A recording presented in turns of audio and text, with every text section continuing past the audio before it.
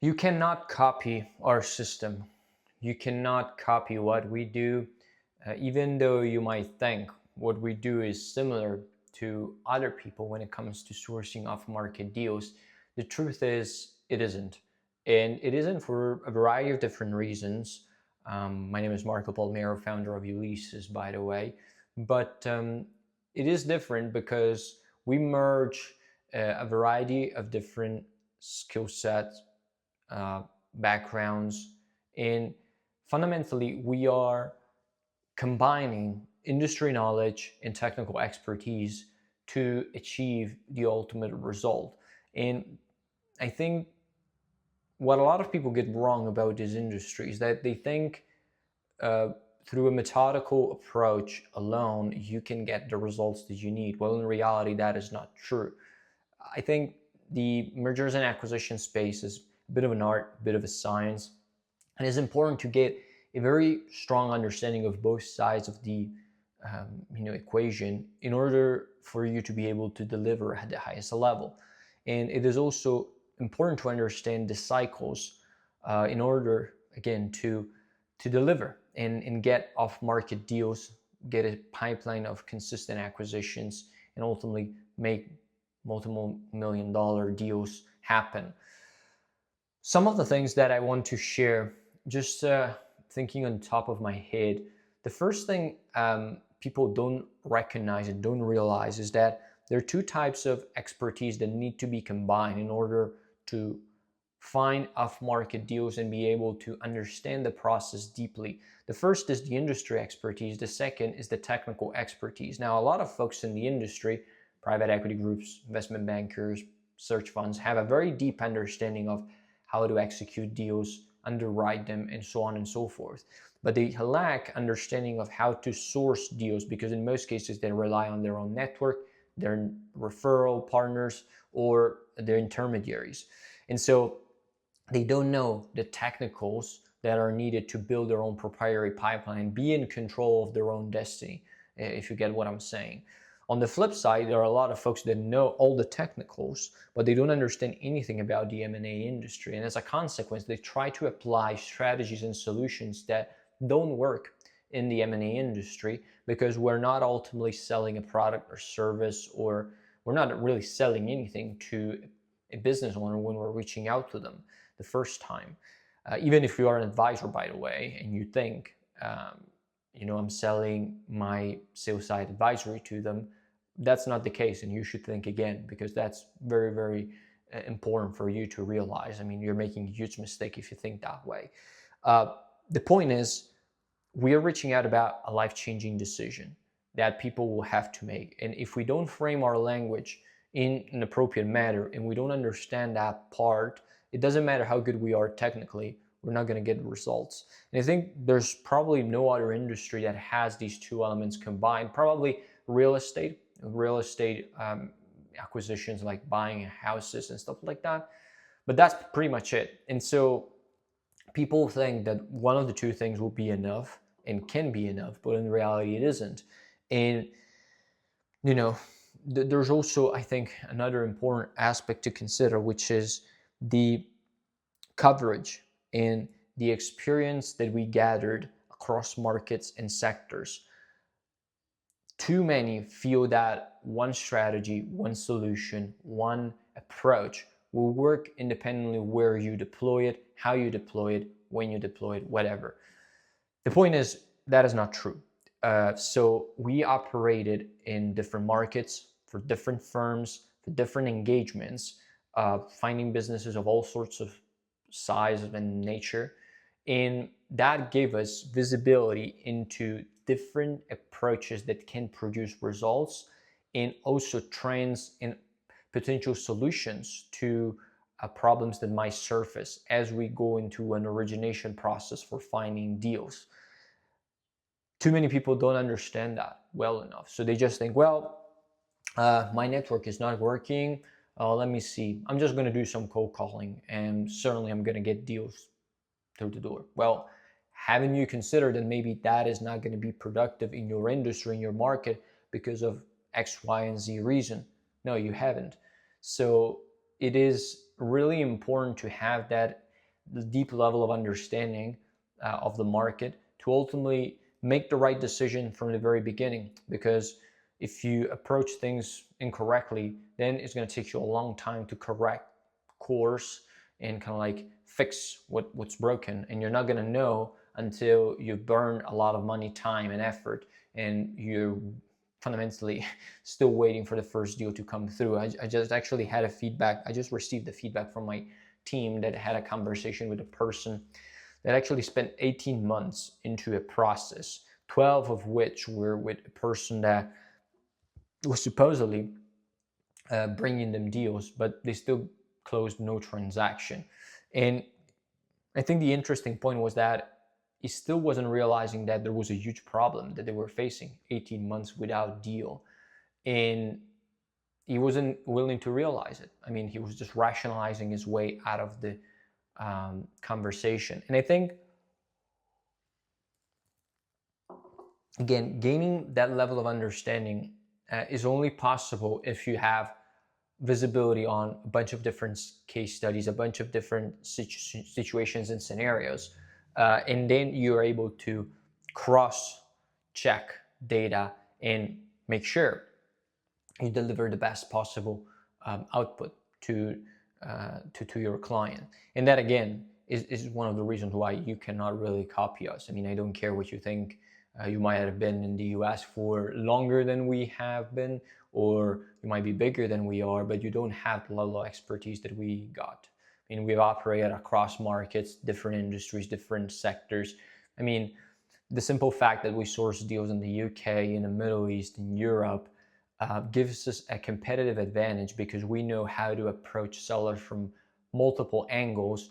And if your strategy is not working, we can deploy a set of different solutions that ultimately are going to get us there. Well, in reality, if you're just operating in one market, you're going to think that's one way of doing things, and you're just going to repeat that over and over again. But adaptability is key, because in M&A, things change rapidly, markets evolve, especially, even if you think about the time of the year, you cannot talk with people in the same way at the beginning of the year or at the end of the year. So if you just stick to a process that is very static in nature, you're not going to be successful. And again, you're not going to be able to imitate us. I mean, I still need to find somebody who is able to do exactly what we do. And I think another point that is important to consider is the fact that too many people, evaluate things incorrectly because they don't look at deal flow as they should be looking at deal flow. Too many try to fix the problem too late, meaning they're 2-3 months, they have 2-3 months left before their search is finished, or it's the end of the year and they need to allocate capital and they just have 2 months left.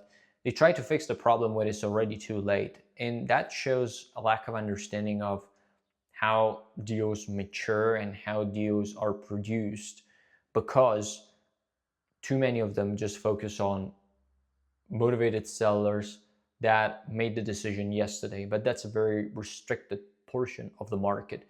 And unless you understand that and you reflect that into your own strategy, you're going to have a hard time getting results. And again, 99% of the market does that, and that's why they cannot imitate us. They cannot get results that we get, because they focus on that portion of the marketplace that is interested in taking an action now. Well, in reality, there is a huge proportion of people that might make a decision later, and with the right approach, they would become part of your funnel and ultimately convert into sellers. I made an example in another video of a seller that 4 months later converted into 2 acquisitions, not one, because he had 2 businesses. And regular folks would have never got that opportunity because it was just too much of time, too much of a hassle for them to cultivate, but we got it. Or I'm thinking about other markets in the Middle East. We got a deal through WhatsApp, and nobody would have used WhatsApp because they felt It's just not a professional channel. But in reality, in the Middle East, a lot of business is conducted via WhatsApp, and we got a meeting with, a 8-figure business through WhatsApp directly from the business owner. So I think you cannot copy us, really. And even if you think you can do what we do by yourself, you can't. You can't, for one simple reason in that case, because you have other things that you need to think about. Number one, your priority is closing deals, not finding them. 3, you're going to be at least partially, you're going to be emotionally involved in every decision you make. I don't care if you consider yourself a hard, cold decision maker. Still, the way you make decisions, especially when you're under pressure, will be dictated partially by your emotions. And the only way you can avoid that is by being completely detached from the process or the kind of like the outcome of closing deals, and just being focused on sourcing. That's what we do, and that's why we're able to get the outcomes that we need, because we just focus on getting that deals booked up. That's it. We're not emotionally attached to the outcome. We're not trying to make somebody interested if he's not. We're not trying to force a deal if it's not a go. And we're not trying to make people interested or kind of like change how things are just because we want them to be different. And again, there are many other things that I can discuss in this video, but the point is, there are a few key things that a lot of people are not doing. First is thinking strategically about their process. Too many relinquish their control of their destiny to somebody else. They don't have a proprietary system for finding deals. Then, even if they do things strategically and start building up a system, they either have too much of an M&A thinking process and no technicals, or they have all the technicals and no M&A process. There's also a third category, which is the most dangerous one. The guy that focused too much on tiny details that ultimately don't mean shit in the big scheme of things. That's very dangerous. That's very dangerous. And if you're one of them, again, get on the call right away, because our team needs to fix you. If you focus too much on stuff that doesn't matter, you're going to be wasting months spinning in circles and not getting anything out of your DealFlow efforts. And you're going to wonder, by the way, why your industry is not producing. But the problem isn't the industry, is what you're doing with your system. So technicals, M&A, there has to be a combination. And then there needs to be a deep level of understanding of how markets operate and how different strategies can produce different results in different markets, also depending on the type of person that you are and the outcome that you want to achieve.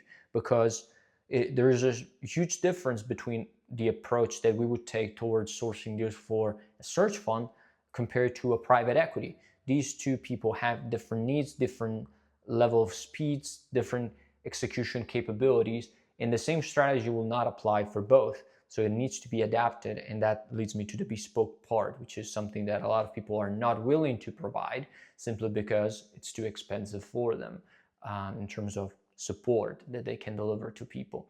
So again, you can copy us, you cannot copy us, but you can use what we do to your own benefit. So if you are a private equity firm, an investment banking firm, a search fund, you want more off-market deal, you want to take care of closing deals instead of finding them, then we can help you.